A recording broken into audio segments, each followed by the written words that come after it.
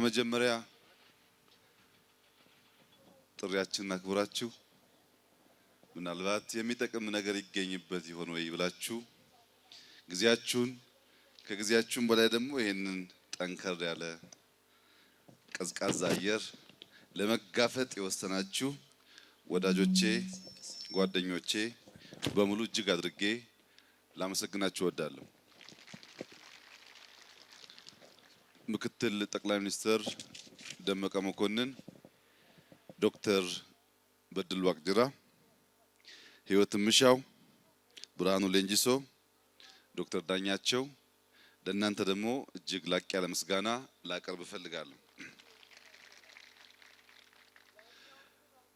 ደራሲያን እንደምታውቁት ጽሁፍ ባይኖር ኖሮ 70% የዓለም ታሪክ አሁን የምናውቀው ባልኖረ ነበረ። ታሪካችን፣ ስራዎቻችን፣ ጅምር ሀሳቦቻችንን የሚያቆይና የሚያሻግር ጽሁፍ ነው። ሁላችሁም እንደምታስታውሱት ከ100 ዓመት በፊት ወደ አድዋ ስንዘምት አባቶቻችን፣ እናቶቻችን ብቻቸውን አልዘመቱም። የጋማ ከብቶች ይዘው ዘምተው ነበር።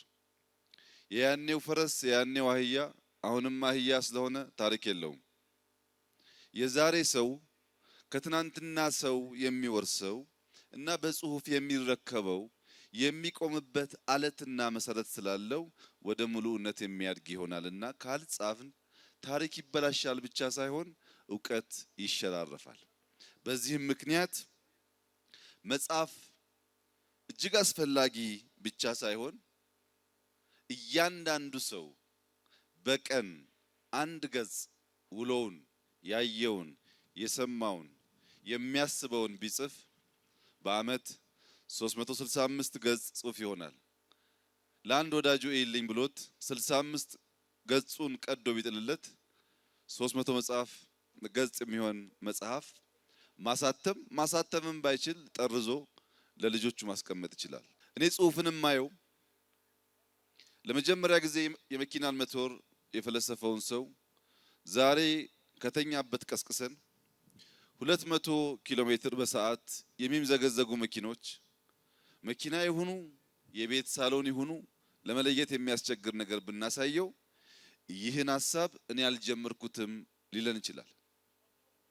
ራይት ብራዘርስ ዛሬ ተነስተው በሰዓት 600 700 ኪሎ ሜትር መጓዝ የሚችሉ ውስጣቸው እጅግ ውብ የሆኑ በርካታ ሰዎችን የያዙ አውሮፕላን ቢያዩ አይ እኛ ያሰብነው ያኔ እንዲህ አልነበረም፣ ሁለት ወንድማማቾችን በሰዓት 20 እና 30 ኪሎ ሜትር በንፋስ እያላጋ የሚወስድ ነገር ነው ሊሉ ይችላሉ።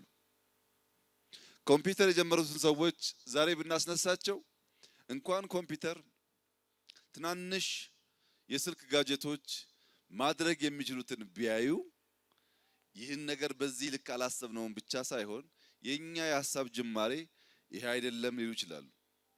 ሁሉ ቀርቶ በዚህ ቤተ መንግስት የኖሩ ያስተዳደሩ ሰዎች ለ5 ደቂቃ ከተኙበት ተቀስቅሰው እዚህ እናንተ መሃል ቢመጡ ይሄን ግቢ በፍጹም አላቀውም አልነበርኩበትም ነው የሚሉት እንጂ ኖሬበታለሁ ሰርቼዋለሁ አይሉ። ይህ የሆነው በትናንትና ላይ መቆም በመቻል ነው። በትናንትና ላይ መቆም የሚቻለው መጽሐፍ ብቻ ሳይሆን ማንበብ፣ ማሰላሰል፣ በሐሳብም መነጋገር እንደ አያቶቻችን በተረትም መልክም ቢሆን ለልጆች ማውረስ ይቻላል። እኔ የዛሬው ጥበብ የዘመናት ዕውቀት ክምችት እንደሆነ ስለማምን የዛሬው መጽሐፍ አሁን በሚተችበትና በሚወደስበት መንገድ ብቻ ሳይሆን ትውልድ ከምንም ነገር ገለልተኛ ሆኖ ከዘር፣ ከሃይማኖት፣ ከፖለቲካ ፍላጎት እና አስተሳሰብ ወጣ ብሎ ነገርን ለማየት እድል ይሰጠዋል የሚል ሙሉ እምነት ስላለኝ መጽሐፍ ያስፈልጋል ብዬ አምናለሁ። በእርግጥ ታትመው ለገበያ የዋሉ 7ኛ መጽሐፌ ነው። 6ቱ በጣም በስፋት የተሰራጩ፣ 7ኛው በጣም በጥቂት ኮፒ የተሰራጨ ነው። ያልታተሙ በጣም በርካታ መጽሐፎች፣ የተጠረዙ መጽሐፎች አሉኝ። ጽሁፍን የማየው እንደ መተንፈሻ ነው። ስሜቴን ፍላጎቴን እንደምናገርበት አውድ ነው የማየው።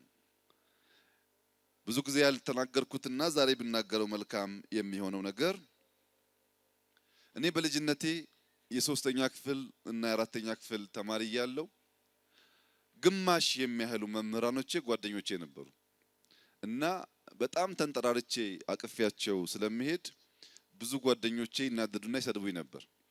አራተኛ ክፍል ተማሪ እያለሁ የሶስተኛ ክፍል ፈተና አርም ነበር። መምህራኖቼ ያምኑኛል፣ ፈተና እንዳርም ይሰጡኝ ነበር።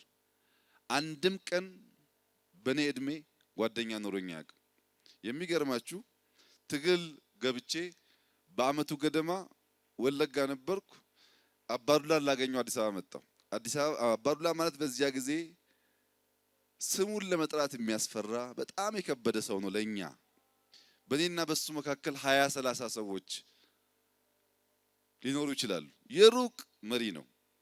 መጥቼ ጉለሌ ካላገኘሁት ብዬ ጊዜ የለውም ሲባል አልቅሼ ቡና እየጠጣው ከሱ ጋር 30 ደቂቃ አውርቼ ከዚያ በኋላ ለረጅም ዓመታት ላለፉት 20 ምናምን ዓመታት የቅርብ ጓደኛዬ ሚስጥረኛዬ ነው። ምናልባት ግን አባቴ ሊሆን ይችላል በእድሜ እና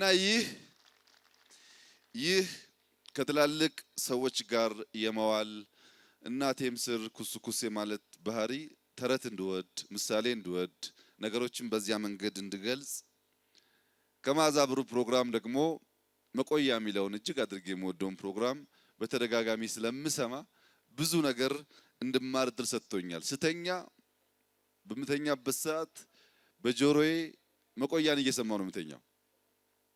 ምክንያቱም በዚያ ትረካ ውስጥ ፖለቲካ፣ ታሪክ ብቻ ሳይሆን በጣም ብዙ ጠቃሚ እውቀቶች እንዳሉ ስለማምን በዚሁ አጋጣሚ ሸገርን እንድታመሰግኑልኝ ነው። የመደመር መንገድ እንደተባለው ከመደመር በአጻጻፍ አይነቱ ይለያል።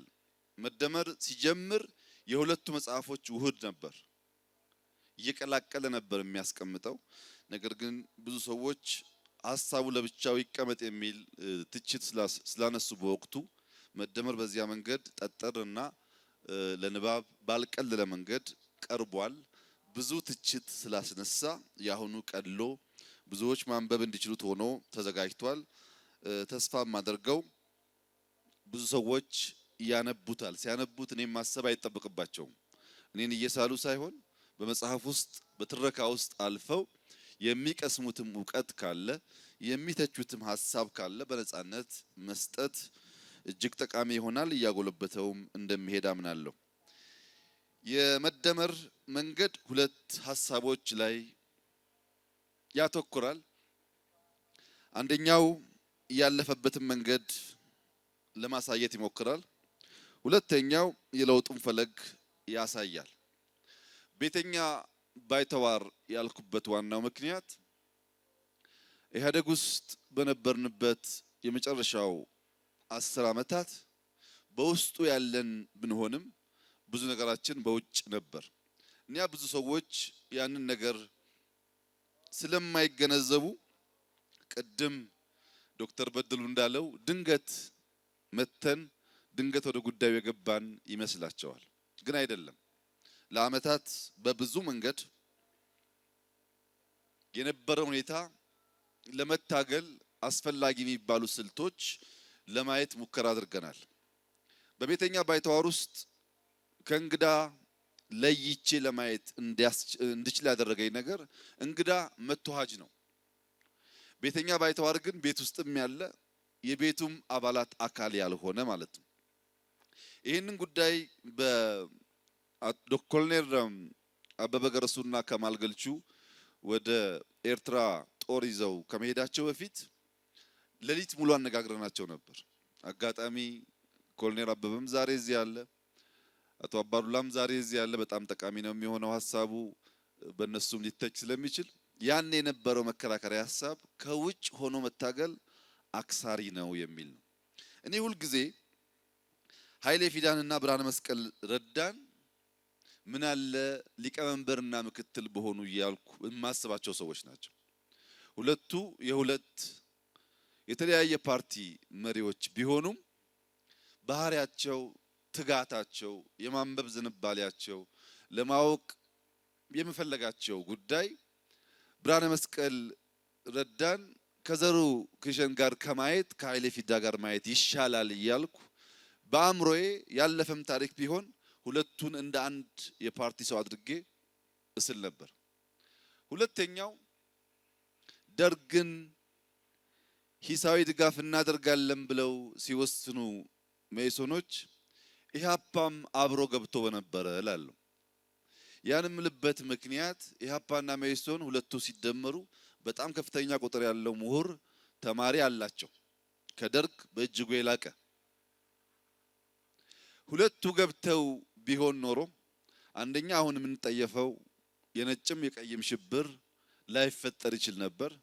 ሁለተኛ ኢህአፓን የሚመሩ ወይም መኢሶን የሚመሩ ሰዎች ፕሬዝዳንት ላይሆኑ ይችላሉ እንጂ ሐሳቦቻቸውን እጅግ በቀለለ መንገድ የዛ መንግስት ሐሳብ ማድረግ ይችሉ ነበር። የብዙ የኢትዮጵያ ፖለቲከኞች ችግር መምራትን እንጂ የሚመራው አካል ሐሳባቸውን ገዝቶ እንዲገለገልበት አይፈልጉም።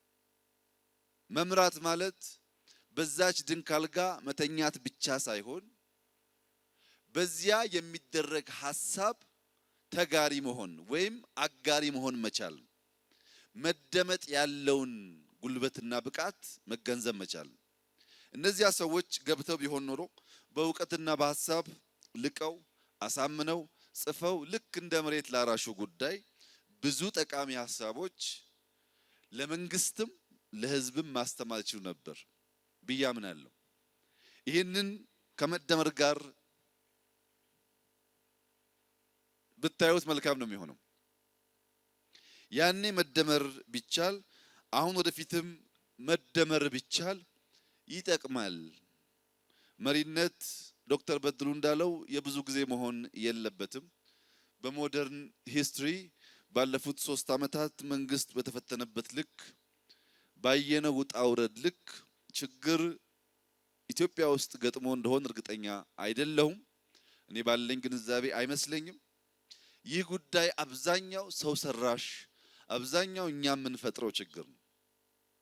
የውጩ እንደተጠበቀ ሆኖ ያንን የውስጥ ችግር ለመቅረፍ አጋዥ ስለሚሆን የቤተኛ ባይተዋር እሳቤ መቀየር የምንፈልገውን ዙፋን ወንበሩን ለመገልበጥ ብቻ ሳይሆን ሐሳብ ለመቀየርም ጠቃሚ ነው። ከውጭ ሆኖ በመታገል ማሸነፍ አይቻልም፣ ያስቸግራል ብዬ በጽኑ አምናለሁ።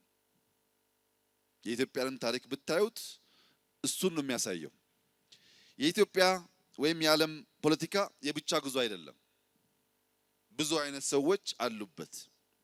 መልካም ሰዎች ፍቅርን፣ ጸሎትን፣ አጋርነትን ያሳዩበታል። ሌሎቹ ደግሞ ሽረባን፣ ደባን፣ ክፋትን፣ ጥላቻን፣ የሐሰት ወሬን ይነዙበታል። መልካሞቹን መልካም እንዳልኩት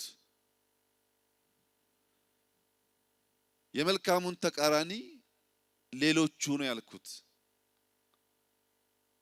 ክፎቹ የሚለው ቃል ገፊ ስለሆነ የሚስብ ስላልሆነ መልካሙን ከገለጽኩ ተቃራኒውን በሌሎቹ ብገልጽ እና በድርጊታቸው ቢገለጡ ይበልጡኑ አስረጅ ይሆናል ብዬ ስለማስብ ነው። በዚህ ፖለቲካ ሂደት ውስጥ መልካሙም ሌሎቹም የሚያስተምሩት ነገር አለ። ከሁለቱም በሚገኝ ትምህርት ሀገር ይገነባል። ነገር ግን ቀደም ሲል ሐሳብ የሰጡ ደራሲያን እና ምሁራን ካስቀመጧቸው ሐሳቦች አንዳንዶቹን እግረ መንገድ ለማንሳት እውነት ሁሉ ተጨባጭ እውነት እንዳልሆነ በዚህ በለውጥ ሂደት ውስጥ ለማየት ችያለሁ። እውነት ሁሉ ተጨባጭ እውነት አይደለም ብቻ ሳይሆን እውነትም ቢሆን ካለ ጊዜው ቢነገር ሚዛን የማይደፋ መሆኑንም አይቻልም። አንድ ጊዜ አባ ጅፋር በቤተ መንግስታቸው ከሚያስተናግዷቸው ሰዎች አንድ የቅርብ ሰው ወደዚህ ወደ አዲስ አበባ ይልካሉ።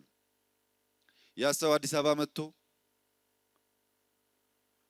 አዲስ አበባን አይቶ መልእክት አድርሶ ሲመለስ ጅማ ከተማ ውስጥ እየዞረ ቤተ መንግስት ውስጥ እየዞረ ጉዳይቼ መጣው ይላል።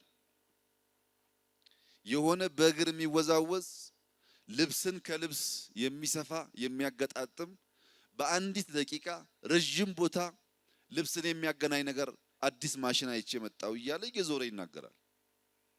እና ሰዎች ይቆጣሉ። አዲስ እውቀት አዲስ ኢንፎርሜሽን ሲመጣ ሁሌም ሬዚስት እንደምናደርገው ይቆጡና አባጅፋር ጋር ይሄዳሉ። ይሄ ቀጣፊ የሌለው ውሸት እያመጣ እኛ በሀገራችን በሸማ ልብስ ይሰራል፣ ደግሞም ይሰፋል በክር በመርፌ ቀስ እያለ። ማሽን እንዳለ ግን ጅማ ያሉ ሰዎች አያውቁም። እና ቀጥፎ ዋሽቷል፣ ሰውን አሳስቷል፣ ስራችንን እንዳንሰራ ሌላ ነገር እንድንመኝ አድርጓል ብለው ሲከሱ አባጅፋር ግራ ቀኙን ሰምተው 15 ቀን እስር ፈረዱበት። ታስሮ ከተፈታ በኋላ የእሳቸው ረዳት ነበርና ከተወሰነ ጊዜ በኋላ አዲስ አበባ ይመጣሉ። ከዚሁ ቤተ መንግስት ቆይተው በ4 ኪሎ ወደ ፒያሳ በሚወስደው መንገድ እየተጓዙ እያሉ ሰውየው ይጮሃል። ንጉስ ሆይ እያለ ይጮሃል። ምን ሆንክ ሲሉት ባለፈው ያልኳት ማሽን እኮ ችውሎ። ሰውየው እየሰፋ ፒያሳ አካባቢ ልብስ ስፌት እየሰፋ አየና ደንግጦ ይኸው ይላቸዋል። እሳቸው ተረጋግተው አቃለሁ ብለው ይመልሳሉ። እና ሰውየው ይደነግጣል። ንጉስ ወይ ታዲያ አውቀው ሲያበቁ በሐሰት ተከስሼ እርሶ ጋር ስቀርብ እንዴት የ15 ቀን እስር ይፈርዱብኛል ይላቸዋል። እውነት ሁሉ እውነት ስለሆነ ካለ ቦታው አይነገርም አሉት ይባላል አባጅፋር። በዚህ ምክንያት በጣም ብዙ እውነቶች እዚህ መጽሐፍ ውስጥ አልተገለጹም። በኢትዮጵያዊ ጨዋነት ተሸብበው በጣም በተቆጠበ መንገድ እንደተገለጹና የበለጠውን ደግሞ የተሻሉ ጸሐፊዎች ወደፊት በምርምር እንዲያወጡት እኔ እስከምሄደው ርቀት ልክና ድረስ የሞከርኩ መሆኔን እየገለጽኩ እንግዲህ የዚህ ወር የካቲት ጣጠኛ ነው። አድዋ፣ ካራማራ፣ አብዮት፣ የኃይለ ማርያም መልቀቂያ። በነገራችን ላይ የኃይለ ማርያም መልቀቂያና የጸሐፊ ትእዛዝ አክሊሉ ሁለቱም የካቲት ነው። ሁለቱንም በደንብ ብታዩ ውጥረት አለበት። ጸሐፊ ትእዛዝ አክሊሉና ካቢኔያቸው በተማሪው እንቅስቃሴ ተገደው ስልጣን ለመልቀቅ በወሰኑበት ጊዜ እንዲቀላል አልነበረም። ብዙም የሚያነጋግር ነበር ቤተ መንግስት። እንደዚሁ ጠቅላይ ሚኒስትር ኃይለ ማርያም ለ45 ቀናት ለቀቁ ካለበት እስከቆየበት ጊዜ ድረስ በጣም እጅግ አደገኛ ጊዜዎች አሳልፈናል። በጣም ከባድ። እግዚአብሔር ባይጨምርበት ኖሮ አንዳንዱ ህይወት ሊወስድ የሚችል ነበር። የመጨረሻዋን የምርጫዋን ጊዜ ብቻ ለማንሳት ምርጫዋ በጣም ያልተለመደች ከበድ ያለች ውጥረት የሞላባት ጊዜ ነበረችና እኔ ለኢህአዴግ ሊቀመንበርነት ስትጠቆም ልክ በሁለት ሀገራት መካከል እንደሚፈጠር ውጊያ አይነት ሰዎች ሲወራጩ ከወንበር ሲነሱ ሲቆጡ ሲከሱ በጣም በስፋት ጊዜ ወስደው ሲናገሩ እኔ ካጠገቤ ዛሬ እሳቸውም እዚህ ያሉ አቶ ደሴ ዳልኬ በወቅቱ የደቡብ ክልል ፕሬዝዳንት ነበሩ። ጎኔ ተቀምጠዋል። ልክ ሰው በጣም በስሜት ሲናገር ስፒች መጻፍ ጀመርኩኝ። ከንግግሩና ከቁጣው ብዛት ፕሬዝዳንት እንደምሆን አወቅኩት እና ስጽፍ ስፒች ሳዘጋጅ አቶ ደሴ ምን እያደረክ ነው ይለኛል። እንዴ አታይም እንደ ቤቱን ይሄን ያክል ሪአክት ካደረገ የሆነ ፍሬያማ ነገር አለ ማለት ነው። ካለ ነገር እንዲህ አልተንጫጩምና ስመረጥ ከምቸገር ብዬ ነው።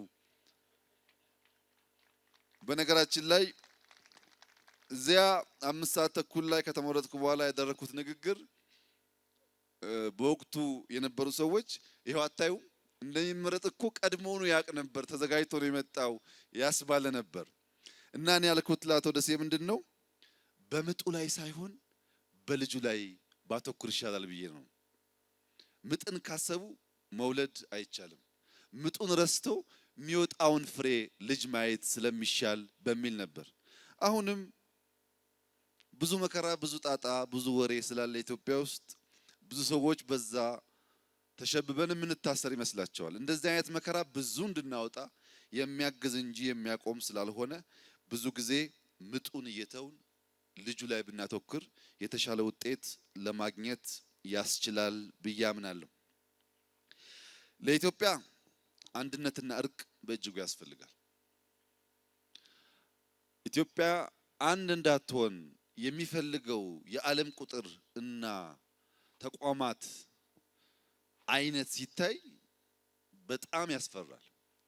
እቺ ሀገር እንድትበተን፣ እቺ ሀገር እንድትከፋፈል ብዙዎች ይፈልጋሉ። በቅርቡ አንድ የአውሮፓ ሰው አግኝቼ ይሄ በጋራ እንሁን የምትሉት ነገር ለኢትዮጵያ እኮ አይመችም፣ ኢትዮጵያ እንደ ትናንቱ ከፋፍሎ መግዛት ነው የሚሻለው። ከፋፍሎ ለመግዛት ደግሞ እንዳንተ አይነት ከማጆሪቲ አካባቢ የመጣ ሰው ይመቸዋል እና ለምን መቀየር ፈለክ? አስተሳሰብህን የከፋፈልክ እያጋጨህ ብትገዛ አይሻልም ወይ አለኝ። እሱ ለገዢዎች ነው፣ እኔ እኮ ገዢ አይደለሁም አገልጋይ ነኝ አልኩት። እና ነገርየው ጥልቅ ነው። ብዙዎች ሰላም መሆናችን አንድ መሆናችን አይፈልጉም። በእኛ ሀገር ደግሞ የነገር ራስ አጥፍቻለሁ ልካስ ነው ይባላል። ማን ነው ይቅርታ የሚጠይቀው የሚለው ጉዳይ አያጨቃጭቅም። ዶክተር ዳኛቸው ቅድም በሰጠው እጅግ አስደማሚ ምክረ ሀሳብ ውስጥ ይቅርታ ሊጠይቀኝ የሚገባባቸው አረፍተ ነገር መዝጄ ላውጣ እችላለሁ። ዶክተር በድሉ ቅድም ከተናገራቸው እጅግ ጠቃሚ ሀሳቦች ውስጥ መሪ አይደለህም እያልከኝ ነው ማለት ነው ብዬ ልከራከር እችላለሁ። ይቅርታ የመጠየቅ ልብ ካለን እሱ ያጀግናል። ማን ነው ያጠፋው፣ ማን ነው የሚጠየቀው ወደሚል ሀሳብ ብቻ መወሰድ ሳይሆን በይቅርታ መካከል የምናተርፈውን ነገር ማሰብ ጠቃሚ ይመስለኛል። የብዙ ያደጉ ሀገራት የጀርባ አጥንታቸው ይቅርታና አንድነት ነው። ካናዳ አሰራሯ ፍጥረቷ በራሱ አብዛኛው ሰው ከአሜሪካ የነጻነት ትግል ጋር ተያይዞ ስደተኛ የፈጠራት ሀገር ናት። ነገር ግን እዛ ሀገር የነበሩ ኦሪጂናል ህዝቦችን በከፍተኛ ደረጃ ታሪካቸውን፣ ቋንቋቸውን፣ ባህላቸውን በማጥፋት እና አውሮፓ ያሉ የእንግሊዝና የፈረንሳይ ሀገራት ከነሱ ጋር የሚግባባ ቋንቋ ያላቸው ኃይሎች አሸናፊ ሆነው የወጡባት ሀገር ናት። በኋላ ይቅርታ በግልጽ ጠይቀው የተሻለ ለፌደራል ስርዓት ለአካታችነት እንደ ምሳሌ የሚጠቀሱ ሆነዋል። ሩዋንዳ ኢማኩሌ የሚባል ሰው አንድ ልብ መፈወስ ብንችል ሩዋንዳን መፈወስ ነው ብሎ የጀመረው ሂደት እኔ ለሰላም አስከባሪም ሄጄ ተሳትፌ ስለማቀው ሂደቱን እጅግ አስከፊ የነበረ ወንድም ወንድሙን ማመን በሚያስቸግር ደረጃ የፈጀበት ሀገር አንድ ልብ እንፈውስ ብለው ሩዋንዳን ፈውሰዋል። ደቡብ አፍሪካ ኔልሰን ማንዴላ ምሬቴንና ጥላቻዬን እዚሁ እስር ቤት ጥዬ ካልወጣው ከእስር መፈታቴ በምን ይታወቃል ብሎ ምሬቱና ጥላቻውን ሮብን አይላንድ ጥሎ ስለወጣ ኬፕታውን ሲደርስ ነፃ ሰው ነበር። ያ ነፃነቱን ለዓለም መስጠት ማሸጋገር በመቻሉ ደቡብ አፍሪካ የሚተች ነገር ቢኖርም በሰላም ነጭና ጥቁር አፍሪካንስ እና ኮሳ በጋራ እየተነገሩ የሚኖሩባት ሀገር ሆናለች። ኢትዮጵያ ያለው ግጭት ዶክተር በድሉ እንዳነሳው ከነዚህ ሶስት ሀገሮች ጋር አንድና ያው አይደለም። ግን ግጭት የሌለበት ሀገር ደግሞ የለም። ግጭት የሌለበት ቤተሰብ ደግሞ የለም። የኢትዮጵያን ከነዚህ ሀገራት የሚያከፋው ነገር ሁሉም ብሔር፣ ሁሉም ቤተሰብ፣ ሁሉም ግለሰብ በተለየ ሁኔታ ተበዳይ ነኝ ብሎ ጣራ እስኪሰነጠቅ የሚናገርበት በድዬ ይሆን ወይ ብሎ ላፍታ እንኳን ማሰብ የማይችልበት መሆኑ ነው። የትኛውም የኢትዮጵያ ጫፍ ብትሄዱ የሚከሰው የሚወቅሰው የሚያማረው ጉዳይ አለው። እኔስ ምን በድዬ ይሆን ግን ብሎ ላፍታ የማያስብ ይህ ጉዳይ ነው ይቅርታን እኛ ጋር ውድ ያደረገው። ሁሉ ተበዳይ ነኝ በሚል ሐሳብ እንዲያስብ ስለሆነ።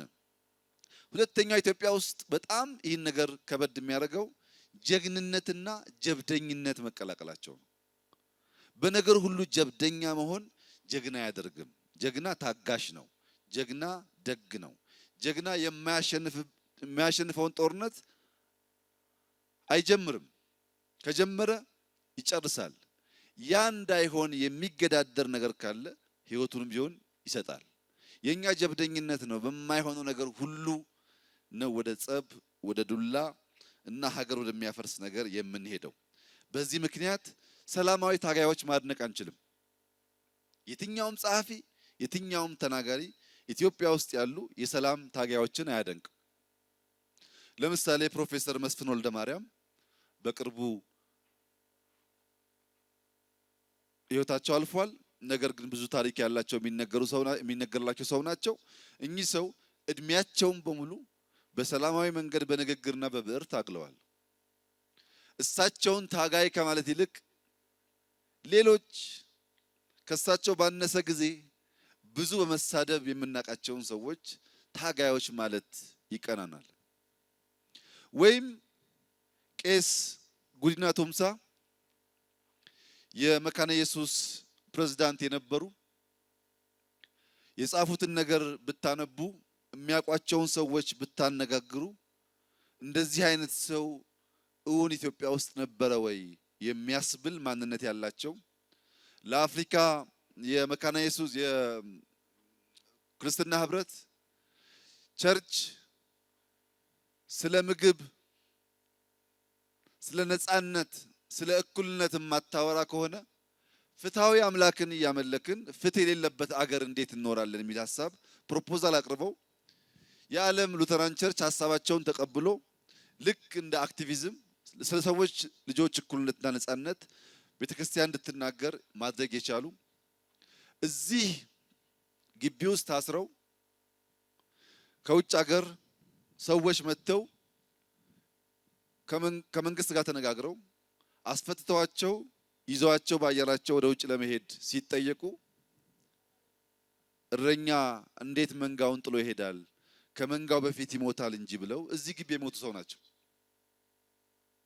እንደነዚህ አይነት የሰላም ታጋዮችን ማድነቅ፣ ስለነሱ መናገር ባለመቻላችን ኢትዮጵያ ውስጥ የሰላም ታጋዮች እንዳይወደሱና በሽብር በግጭት የሚያምኑ ሰዎች እንዲጎሉ ማድረግ ችሏል። ይህ ነገር እንዲቀየር ብዙ መስራት ይኖርብናል። በመጨረሻ ዶክተር በድሉ ስለ ሰላም ያነሳው አሁን ያልኩት ነው።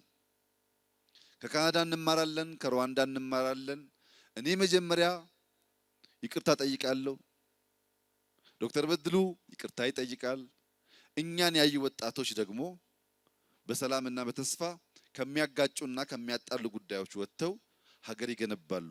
ያ ከኛ በላይ ለልጆቻችን ይጠቅማል፣ ያስፈልጋቸዋል። ህይወት ምሻው ብዙ ጉዳይ አንስታለች። እንደተባለውም እጅግ ጠቃሚ ሀሳብ ነው ያነሳችው። ወደፊትም እንግዲህ ሀያሲያን ብዙ ጉዳይ ያነሳሉ ብዬ እጠብቃለሁ። ግን የጽሁፉን ይዘት ወጥ ሆኖ ከመጀመሪያው ገጽ ከመጨረሻ ስለ አንድ ጉዳይ እያወራ ባየው እመርጥ ነበር ያለችው አንደኛው ሂስ ርዕሱ እንደዛ እንዳደርግ አይፈቅድልኝም። መንገድ ነው። ከዚህ ስነሳ የመጀመሪያው የማየው ነገር ሸራተንን ነው። ስለ ሸራተን ካወራው በኋላ ዝቅ ስል ስለ ብሔራዊ ቤተ መንግስት አወራለሁ። ደግሞ ዝቅ ስል ስለ አብዮት አደባባይ አወራለሁ። ከዚያ ደንበል ጋር ሲደርስ ደንበል ህንፃ የመጀመሪያው ሞል ነው ብዬ ምን አለ ስለ ጋሽ የምሩ በተናገርክ ብትይኝ ተጓዥ ነኝ፣ ያየሁትን እየተናገርኩ ስለምሄድ አንቺም አብረሽ መጓዝ ይጠበቅብሻል። እንደተባለው ግን ለስነ ጽሁፍ እንደዛ መቼቱ ታውቆ ተወስኖ አንድን ነገር በተለያየ መንገድ እያሳዩ ሄዶ መቋጨት በጣም ጠቃሚ ነው። ይህን በመጀመሪያው መደመር ወይም በሌሎች ጽሁፎች ከሞላ ጎደል ወደ አንድ ሀሳብ የሚያጠነጥኑ ፖለቲካም ኢኮኖሚም ማህበራዊም ቢሆን የሚያደርጉ ሀሳቦች ለማንሳት ተሞክሯል። እዚህ ጋር ግን ኢንሲደንት በየቦታው ሲያጋጥም ያውም እንዳልኩት አንዳንዶቹ ሀሳቦች ዛሬ ቢገለጹ ለፖለቲካ ትኩሳት ካለው ነገር ጋር ስለማይሄዱ ያለፍኳቸው እውነታዎች አሉ ቢጻፉ ጠቃሚ የነበሩ ማለት ነው። እዚህ መጽሐፍ ላይ ባለፉት 3 ወራት 4 ወራት የነበረው ጉዳይ አልተካተተም። ጽፌዋለሁ፣ አልተካተተም እዚህ ውስጥ። ይሄ መጽሐፍ ቀድሞ ስለወጣ ምናልባት የሚጠብቁ ሰዎች ካሉ ቀድሞ እንዳለቀ በዚሁ ቢገነዘቡ ለማለት ነው። ሁለተኛው የህይወት ሂስ ብልጽግና ባይጨመርበት ብላለች። ሁለት ሀሳብ ነው ያለው። እኔ በርግጥ በጣም ተቸግሬበታለሁ ራሴም ቢወጣ ብዬ፣ ግን የመጀመሪያውን የኢህአዴግን ውስጥ የነበረውን ፍልሜ አልጠላችሁም። እሱ የወለደውን ብልጽግና ነው አታስገባ ያለችኝ እና አሁን መጽሐፉን ነው ማጣው። ብልጽግናን ባጣው መጽሐፉን አጣዋለሁ። ምክንያቱም የመጀመሪያውም ቤተኛ ባይተዋራ አያስፈልግም። ስለ ኢህአዴግ መናገር የለብኝም። ቀጥዬ ያነሳዋቸውን የፓርቲ ጉዳዮች ማንሳት የለብኝም። ሂደት ከሆነ ሂደቱ ወጥቶ ሂደቱን በጭብጡ ነው መተቸት የሚሻል ነገር ላይ ስለደረስኩ ነው ያወጣሁት። መጀመሪያ ትንሽ እኔም በአእምሮዬ ውስጥ ክርክር ነበረኝ። እንዳልሽውም ለፓርቲ ያዳላው ሊመስል ይችላል፣ ግን የሂደቱ የመንገዱ ውጤት ስለሆነ እሱን አለመግለጽም አለመታመን መስሎኝ ነው። ብርሃኑ ሌንጂሶ በኦሮምኛ በጣም የሚያስደንቁ ሀሳቦች ነው ያነሳው። በጥልቀት ጉዳዩን እንዳየው ገብቶኛል። ካለው ውስጥ አንድ ጠቃሚ ነገር ቅድም ያልተነገረና ብናገረው ጥሩ የሚሆን መምህራችን አለ በክላስ ውስጥ በርከት ያለ መጽሐፍ አምጥተው አንብቡና 5 ማርክ ታገኛላችሁ አሉን እና ማንበብ ፍላጎት ስላልነበረን ሁሉም ተማሪ አክቶመተመ ትክክል አይደለም ብሎ ተቃረነ። ተውኩት ብሎ በማግስቱ በርከት ያለ መጽሐፍ ጨምረው መጡና በታብሌት መልክ እስክናዘጋጅላችሁ ይሄን አንብቡና 5 ማርክ ታገኛላችሁ አሉ መምህራችን አለ። ማንበብ አንወድም ነው ዋና ሐሳቡ። ለዚህ ነው የሚጽፍን ሰው ስራ የለውም ወይ ምንለው። ዶክተር ዳኛቸው ያው እንደምታውቁት ብዙ ነገር ብሏል፣ ብዙ ጠቃሚ ነገር አንስቷል። ግን አንዷን ብቻ ሐሳብ ስራ የለውም ወይ የምትለዋን ሐሳብ ስራ የኔ ስራ አንደኛው ማየት ነው። በተገለጠ አይን ማየት። እዚህ ግቢ ስገባ እንዴት ይሄን ግቢ መዝናኛ እናደርገውን ብዬ ማየት፣ የኢማጂነሪ ፓወሬን መጠቀም፣ ያየሁትን ነገር ማስተላሰል፣ ማጋራት፣ ከዚያም መጻፍ፣ ከዚያም ማስተማር ነው። ይህ ነው ስራዬ። አንዳንዶች እንደ ቀበሌ ሊቀመንበር ቁጭ ብዬ ቀኑ ሙሉ አበል ምፈር ይመስላቸዋል፣ ወይ ደግሞ እንደ አርሶ አደር በሬ ጠምጄ ማርስ ይመስላቸዋል። እሰማለሁ ግን ይገርመኛል። በነገራችን ላይ ብዙ ጓደኞቼ ማለት አሁን ወደዚህ ቦታ ከመጣው የማቃቸው በአፍሪካም በሌላም ሀገር ያሉ መሪዎች ይጋብዙኛል። እባክህን ደካክመዋልና ቫኬሽን ና ይሉኛል እና የሚነግሩኝ ቦታ 15 ቀን 20 ቀን እንደዚህ አድርገን እንደዚህ አድነን እንደዚህ ዋኝተን ይላሉ። እኔ እየሄድኩ ባድን ስራ የለውም አልባልም፣ ግን የሚሰማኝን ብጽፍ ስራ የለውም ቢሉ ስራዬን አያውቁትም ሲሆኑ ጠቅላይ ሚኒስትር ሲሆኑና ስራዬ ሲያውቁት ያኔ ይተቻሉ ነው መልሱ። ምክንያቱም ከተጻፈው በላይ ሁልጊዜ መጻፍ ስለሆነ ስራው ሪፖርት ይጻፋል፣ ስልጠና ይጻፋል፣ እቅድ ይጻፋል። ለምን ታትሞ ወጣ ለምን ለገበያ ዋለ ካልሆነ በስተቀር ማለት ነው። የመጀመሪያው መደመር መጽሐፍ ወደ 120 ሚሊዮን ብር ገደማ ተሽጧል። ቅድም ዶክተር ዳኛቸው እሱም ብቻ ሳይሆን እሷንም ማመስገን ያስፈልጋል ባለው መሰረት በእርግጥም በጣም ምስጋና ይገባታል። እሷ ተክታ አሁን ወደ 20 የሚጠጉ ትምህርት ቤቶች ኢትዮጵያ ውስጥ ማሰራት ትችላለች። የዚህም ገቢ ሙሉ በሙሉ ትምህርት ያልደረሰባቸው አካባቢዎች ትምህርት ለማሰራት የሚውል ነው። የኔን ኪስ የሚያሳብጠው ገንዘብ ጡረታ ስወጣ ምጽፈው ብቻ ነው የሚሆነው። እዚሁኝ የምጽፈው እኔም ጊዜም ሐሳቤም የመደመር ውጤትና የእናንተ ስለሆነ ሐሳቡም የጋራ ነው፣ መጽሐፉም ለጋራ ልማት የሚውል ይሆናል። በዚህ ሐሳብ ከተረዱ ለምን ጻፈው የሚሉ ሰዎች ድንገት ሀብታም ይሆናል ብለው አስበው ከሆነ ስጋታቸውን እንዲቀርፉ ለማለት ነው። በመጨረሻም ይህ መጽሐፍ እንዲሆኖ እንዲወጣ ዛሬ እናንተ ብርድ እንድትመቱ ይህ ፕሮግራም እንዲያምር በጣም ብዙ ሰዎች ብዙ ሰርተዋል፣ ብዙ ለፍተዋል። በዚህ ሂደት ውስጥ ጠጠራችሁን የወረወራችሁ ያኖራችሁ ሁሉ እጅግ አድርጌ አመሰግናለሁ። በሚቀጥለው መጽሐፍ አሁን የተባሉትን ትችቶች አርሜ አሻሽዬ ለመምጣት ጥረት አደርጋለሁ። ስለመጣችሁ፣ ስለ ጊዜያችሁ፣ ስለ ሐሳባችሁ ሁሉ እግዚአብሔር እድሜያችሁን ያርዝም። እጅግ አድርጌ አመሰግናለሁ።